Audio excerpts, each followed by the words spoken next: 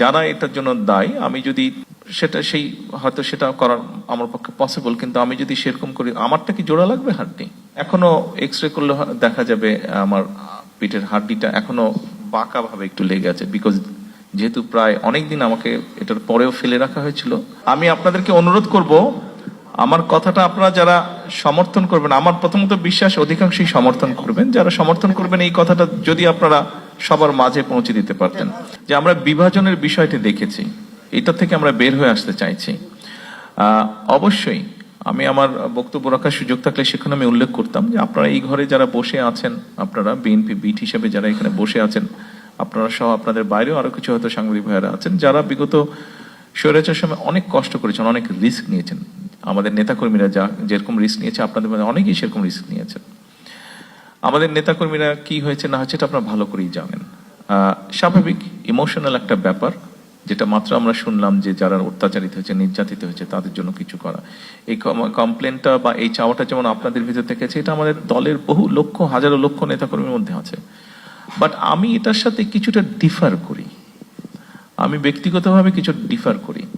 আমি মাঝে মাঝে বলার চেষ্টা করি, আমার নেতাকর্মীরা জেল খেটেছে, অত্যাচারিত হয়েছে, শারীরিকভাবে নির্যাতিত হয়েছে, মানসিকভাবে।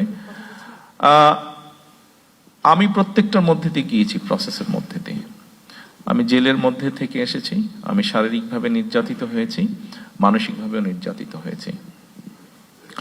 আমি মনে করি এই মুহূর্তে আমাদের চিন্তাটা হয়েছে, সেক্ষেত্রে আমি অনেক কিছু বলতে পারি যে আমি এই হারিয়েছি, ওই হারিয়েছে, এটার জন্য দায়ী, সে সেটার জন্য দায়ী।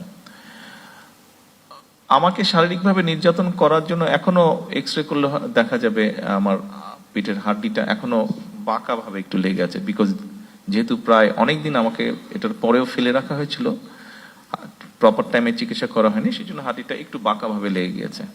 3 থেকে 4 সপ্তাহের মধ্যে হাড্ডি জোড়া লেগে যায়, হিউম্যান হাড্ডি, আপনারা জানেন বোধহয়। বাট আমি এখন যদি যারা এটার জন্য দায়ী, আমি যদি হয়তো সেটা করার আমার পক্ষে পসিবল, কিন্তু আমি যদি সেরকম করি, আমারটা কি জোড়া লাগবে হাড্ডি? বাট আমি এখনো যেই পেইনটা মাঝে মাঝে অনুভব করি, আমার কি সেই পেইনটা চলে যাবে, বন্ধ হয়ে যাবে অনুভব করা? তা তো হবে না। আমার মনে হয় সেই জন্য আমাদের একটা এই মাইন্ডসেট থেকে বেরিয়ে আসা উচিত। আমাদের চিন্তা করা উচিত, ঠিক আছে, আমাদের হাতে যখন, অর্থাৎ আপনি এখনো বেঁচে আছেন, আপনি এখনো চলছেন, আপনি এখনো ফিরছেন, আপনি এখনো আপনার পরিবার আপনজনের সাথে আছেন, আপনি আপনার শুভাকাঙ্ক্ষীদের সাথে আছেন, আপনি আল্লাহ দেওয়া আলো বাতাস আপনি দেখছেন।